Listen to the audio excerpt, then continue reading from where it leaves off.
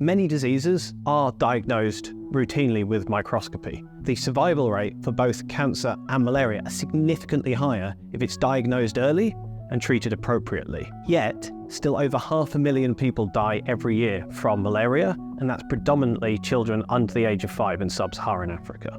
I'm Julian Stirling. I'm Chief Executive of the Humanitarian Technology Trust, which is a newly formed UK charity, and our main project is the OpenFlexure Microscope, a microscope that can be printed anywhere in the world. So I say printed, it's actually a 3D printed microscope. Most of building a microscope is not the optics, but actually how do you position a sample, how do you make something that is a highly precise instrument. But if you want to build something anywhere in the world, 3D printers are now widely available. So what we've done is we've created a microscope that can be 3D printed and built anywhere in the world. The OpenFlexure microscope is entirely open source. So everything from the code to run the software to every single piece of hardware is entirely available online. So you can modify it, you can change things, and even sell it.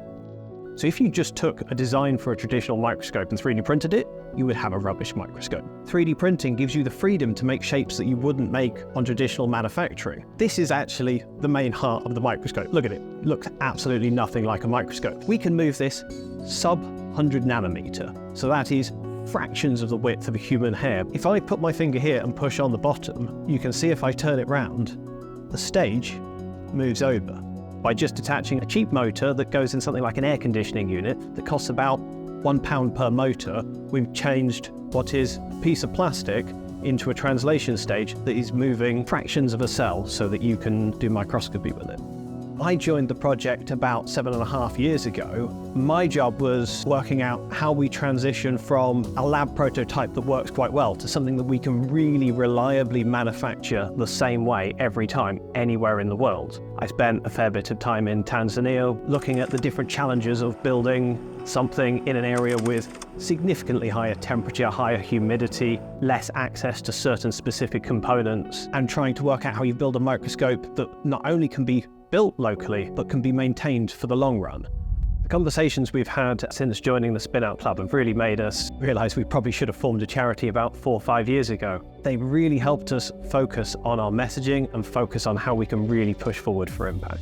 I think the future I'm most interested in helping to create is a future where we're not limited to, is this big company importing to my community?